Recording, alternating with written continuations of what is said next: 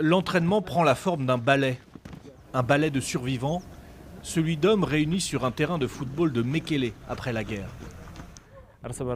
Nous nous sommes opposés les uns aux autres et des frères ont fini par tuer leurs frères à cause de certains politiciens. C'était dévastateur et préjudiciable. En tant que joueurs de football, nous n'aurions pas dû être impliqués.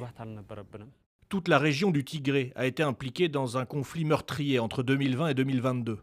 Les accords de paix du 2 novembre 2022 ont mis fin aux atrocités entre des rebelles tigréens et les forces gouvernementales. Et début 2023, le gouvernement présenta ici des armes et véhicules rendus par les rebelles, signe de la fin des combats. Aujourd'hui, à Mekele, la vie semble revenue, mais le nombre de morts est encore inconnu. Le pays a été coupé du monde, les exactions commises à huis clos. Des organisations non gouvernementales ont parlé de ce conflit comme l'un des plus meurtriers du monde.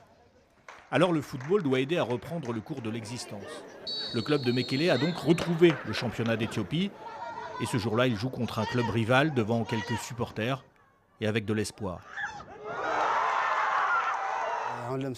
Nous avons vu des joueurs comme Didier Drogba rapprocher des partis opposés. De la même manière, nous avons fait face à nos défis et le football a une force unificatrice. Les joueurs de Mekele fêtent leur victoire du jour dans leur bus. Et pour Kibrom, c'est un des rares moments sans cauchemar. Son frère et lui ont pris les armes pour rejoindre leurs parents engagés dans la guerre. Son frère est mort et il a dû attendre la fin du conflit pour retrouver ses parents. Sur le champ de bataille, l'intensité du moment masque souvent les émotions. Mais les souvenirs vous hantent une fois rentrés chez vous. Chaque jour, il tente de guérir avec ses amis, sa famille et quelques matchs de football.